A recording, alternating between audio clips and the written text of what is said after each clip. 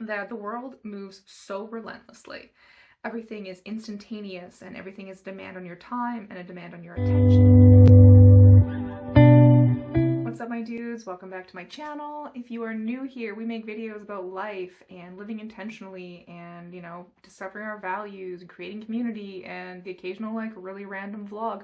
Those are coming back, by the way. You're welcome. If you're returning, so happy you're here. Let me know down in the comments where you're coming at me from, because I was looking at my analytics for one of the first times, and there's a lot of American men watching this channel, which is that's great, but hey!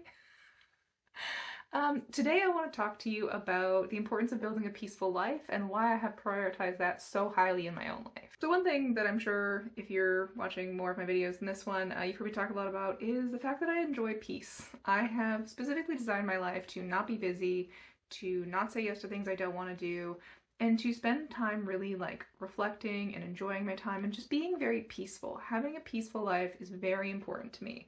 One, because I'm such a massive introvert that I need it or I'll die. And also because I find that the world moves so relentlessly. Everything is instantaneous and everything is a demand on your time and a demand on your attention. And I think that we sort of just need to disengage from that, and I've made tons of video about it before. I made one about how joy is an act of resistance. I'll link that down below. It's a really interesting idea, and this is sort of a continuation on that. I spend all of my time designing my life in such a way that it is peaceful and restful and full of things that I love. Do I love everything about my life? No, of course I don't. No one does. But I work really hard to maintain as much peace as I possibly can in what I'm doing and in the things that I invest my time in, because it's really important to me. And I think that giving yourself a peaceful life is one of the greatest gifts you could give yourself, because you deserve it and the world is telling you you don't. And it's very interesting to try and disengage from this when you spend so much time being told that your value is what you produce and you need to go and do more and be more. And I have talked about this ad nauseum in other videos, but it is a very insidious idea that we have in our culture, and I think that we need so desperately to build more peace in our day-to-day lives as much as we are possibly able to. And I know I make videos occasionally about being child-free and single, and people have feeling some kind of way about it. But for me, that's important, and those were intentional choices that I made because I knew what my life would be like and what I would love and not love about that. And for me, having a life that meets my emotional needs, I think, is something very important, because then I'm able to show up in the best possible way for the people around me. With the world being so fast-paced, I think the really first thing you need to do is take a step back and try and figure out what pace of life works for you. And it can vary very much from person to person. My mom is the kind of person who, very type A. She leaves the house every day. Could not be me. No thank you. Don't love that. She leaves the house every day and she's engaged in all of these different things, and I have hobbies, I'm engaged in different things, but she's doing competitive sports and she's an executive at work and all of this stuff, and for her that's a pace of life that works because she balances it out with deeply restful times when she's at home by reading and yoga and all of those things that sort of feed her soul, and she's found that balance. That's a pace of life that works for her. My dad runs 3 businesses and is constantly always going, because that's a pace of life that works for him. The man cannot chill. He's good when we're camping, but we'll rent an Airbnb somewhere and he gets 4 or 5 hours of relaxing in and he's right, so. And then a very developed plan is made of the things we're gonna go and do, which is lovely. Again, not my pace. I was actually staying with my sisters, hanging out with them while my dad and my stepmom were out of town, and my sister did not appreciate my Sunday rot days. On Sundays I don't go outside. Sundays are very sacred to me. I watch TV, I edit my videos, I play video games. I try not to go outside if I don't have to. Sundays are the day that I kind of recharge and get my stuff together. I try and get all my housework done before that, so Sunday is literally just something where I'm spending my time feeding my soul. And I prioritize that. So today's Friday. I will try and get all of my housework done today. I will try and get all of my laundry done on Saturday. so that on Sunday I can just do the things that are feeding my soul. And that time is really important to me. And if I go a couple of weeks without it, I can feel the effects on my mental and physical being. I know what that's like. And so you need to find out what pace of life is going to work best for you. Coffee. Once you've figured out what that pace is, then start figuring out how you're going to incorporate that into your daily life. It took me a long time to get there. It took me a long time to figure out the patterns and things that served me the best. And you may not be in a position to get yourself there right away. You may have commitments, you may have a job that doesn't really give you a ton of downtime, you may have, kids that have events and things you need to get to. But start to make time and space for yourself to do the things that feed your soul at a pace that works for you. Because the peacefulness that you can bring into your life is going to multiply out to the people around you. And people always say, oh, you seem really relaxed. And it's like, yeah, because it's not that serious. And that's a video I'm gonna make in a couple of weeks about this idea of like, life's not that serious. Stop taking it so seriously, but we'll get into that. But, I am very laid back because I take the time out of my life to make sure that there are times when I can be incredibly peaceful. And so when I'm at work or dealing with something with family and it's very stressful and high paced and all of that stuff, I know that I can rely on myself. And that's a big thing for me, being someone you can rely on. Excuse me.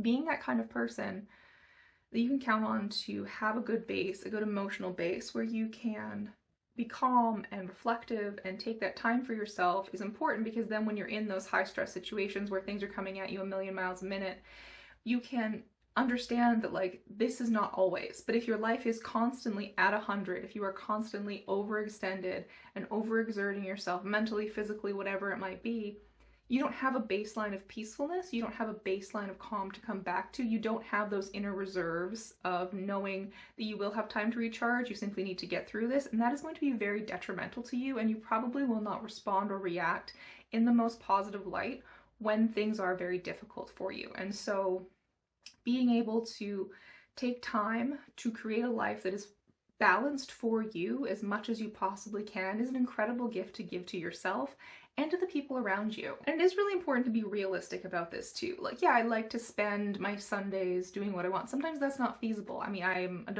adult human. I work a full-time job. I have this hobby that takes up time. I have other hobbies that I enjoy. And I also have to like do laundry and go grocery shopping and cook for myself and clean my house and go to the doctors and do all this stuff. That's just life nowadays, right?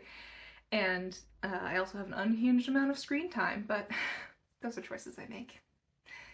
But you have to balance it out for yourself. Do I always get to do what I want? No. But do I make sure that I get to spend a certain amount of time every week doing what I want? Yes, because it is so important to you. And especially I think for women and women who have a lot of commitments in their lives, mothers, people like that, it is so important for you to take that time out, because there is always constantly something that needs your attention, be it family, work, commitments, volunteering, hobbies, whatever it is, right? Even if you love the activity itself, you're not going to love it 100% of the time, right? Sometimes work's going to be really exhausting. Sometimes you're not going to have the energy to take your kid to another sports game, but you're going to because it's what you need to do. You don't always have to love it. But maybe when you go and do those things in the times you're waiting, you can listen to music you really love. You can bring a book with you and sort of disengage that way. You just have to find what works for you while being realistic about it, right? I hate going to the dentist. I put going off to the dentist for years. Thankfully, when I did go, because I'm so meticulous about my teeth, because I hate going to the dentist, I had no issues. But that was the thing I didn't want to do. Put it off for too long. I, decided you're an adult woman, go to the dentist, and I sorted it out. Was it my favorite? No. Was it what I wanted to do? No. But it also gave me the peace of mind later on to know that, like, hey, that's a thing you took care of. You know your teeth aren't going to fall out of your head. You can relax about that. Maybe focus on your next adult activity you need to engage in. Learning how to drive. But, you find what works for you, and that's so important. And I don't think that enough people take the time to understand the pace of life that serves them the best. And I think then we get into these hyper stressed, hyper busy states that are so normalized and are so insidious in our day-to-day lives. And we really need to take a step back from that and try and balance out what's going to make you the happiest with the things you have to get done as an adult in this world. I understand that I'm luckier than most people in this, in the fact that I was able to be very intentional with the job that I chose because I had the opportunity to have the time to be picky about a job. I made choices like not having kids and not having a partner, which gives me a lot more free time than a lot of people. I work from home most of the time. I have advantages in terms of making my life more peaceful, but I also intentionally chose that. So I'm very grateful for it. I acknowledge the privilege, but I also worked for it. And that's the thing, right? Is people seem to think that like becoming the best version of yourself or, becoming a very calm and collected person is going to be easy. It's not. It's tough. It's hard work. It's a simple process. You just have to understand yourself better. But it's not easy, right? It's work that's worthwhile though. And when you start designing a life that's going to work the best for you, you're going to discover more and more about yourself, and you're going to be able to whittle down what is truly important, what truly adds value, what doesn't add value, and what of that you can let go. Because there's going to be stuff that doesn't add value that you cannot let go of, and that's life. Taxes, all that fun stuff. You gotta do it. You gotta take out your recycling. You gotta clean the bathroom. It is what it is. But make sure that you have enough time and respect for yourself to create something that's meaningful. Time is the only resource that we can't really acquire more of. You get a finite amount of time in your day, a finite amount of time on this planet, so enjoy it. Don't think that you have to be doing more or achieving more or be constantly busy or stressed because that's what everyone else is doing and it's what sounds right, because I promise you it isn't. It isn't going to serve you, and the best thing you can do for yourself, the kindest gift you can give to yourself, is a life that brings you peace. And I say peace as opposed to happiness because happiness is unrealistic to maintain 100% of the time, and you're going to set yourself up for failure. It's how we end up with toxic positivity, which I talked about in my last video with gratitude, right?